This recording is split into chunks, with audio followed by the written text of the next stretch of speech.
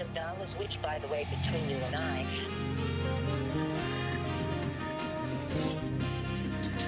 it's on my mind every fucking day. I heard I'm wanted.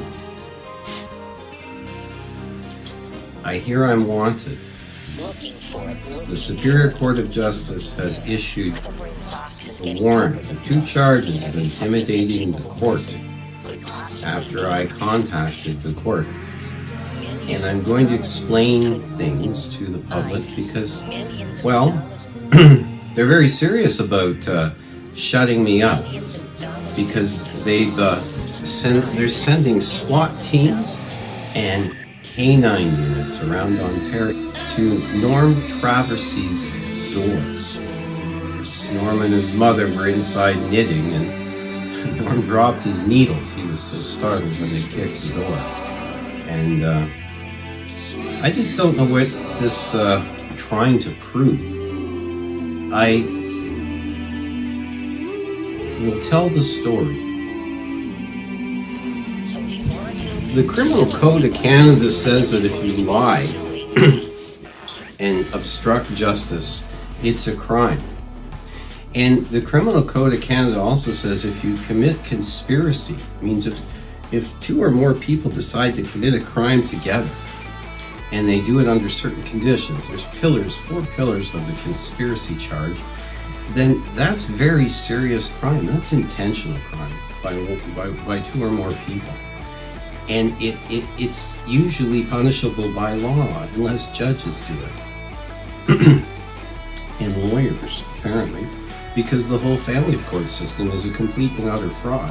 When somebody lies on a family court document and they say, well, they give away perjury is okay in family court. Fuck that. Perjury is an obstruction of justice, and anybody that says otherwise is a lying piece of garbage. So I had evidence that Judge Ken Hood, Judge Freya Chris Jansen, and a lawyer named Mark Ellis conspired with another lawyer named Esther Kinski to obstruct justice and conspired to kidnap with other private individuals who won't be named here. I went to the Metro Police and was told they don't investigate crimes committed by judges, the Law Society does. So I guess if it's a murder, the Law Society would investigate, and that probably explains why judges are never charged with anything in Canada. Even the one on Airport Road north of Belleville, Ontario that beats the shit out of his wife. So I went to the Law Society and they blew me off. They laughed at me. Which wasn't surprising because we got pissed off at them and we started cracking the Law Society's databases, and you got a lot of fake lawyers in those databases that are importing chemicals from China, which I believe is adrenochrome.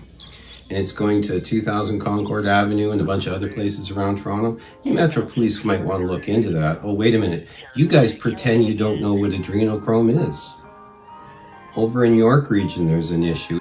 There's a criminal investigation currently going on in the York Region, conducted by the Children's Army, along with York Region senior officers, into Eric Jolliffe and the chair of the York Region Police Services Board. And I'm just letting the world know that because of the double cross of Victor Paisley. You see, after the Law Society blew me off, I sought the information as to where to go next. And I have people that are inside the Superior Court of Justice that communicate with me. If the court doesn't believe me, then why do I know that Frank Morocco said 2 weeks ago that Canadians have no absolute right to justice? Really, Mr. Morocco? You're telling us we have no rights. In other words, your court's a fraud. And the police are nothing more than a tyrannical and terrorist organization if we have no rights. But if I have no rights, Frank Morocco, you don't have any fucking rights either, pal. And as a result of one of your judges, Freya Chris Jensen, being so smug on her Twitter handle and putting the number 135 in it, One of my investigators typed in Chris Jensen 135 in one of the federal government databases, and lo and behold, we got the home addresses of a whole lot of people. These Awan databases were created by the Awan brothers that are connected with the Clintons and the Pakistani ISI. I would direct you to George Webb's channel here on YouTube, and George Webb has done a miraculous job. When the Law Society let me down, I found out through my contacts at the Superior Court of Justice, the same people who gave me the March 27 memo that they were all upset about, but where the court was talking about how they were just going to say to hell with whatever rights they were willing to give us and work from home and basically do things their way. And the court's working from home. So I contacted Victor Paisley. If you want to contact Victor Paisley, it's actually quite easy. All you do is go White Pages, Toronto, V. Paisley, and his phone number comes up. His home address doesn't come up, but we've got that anyway. So I called Victor Paisley at his home because this was the judge whose court was used to commit the crime in. You see, Victor Paisley, when they brought those documents to you, that was a crime, sir. Maybe you long forgot what crime is because you've been sitting on your bench doing deals. You had your chance with me, sir. You don't have it anymore. The crime was committed with your pen, sir. We need to talk. They loved what you did, but now that they heard it with the guitars and the bass, they want to change it to trombones and tambourines.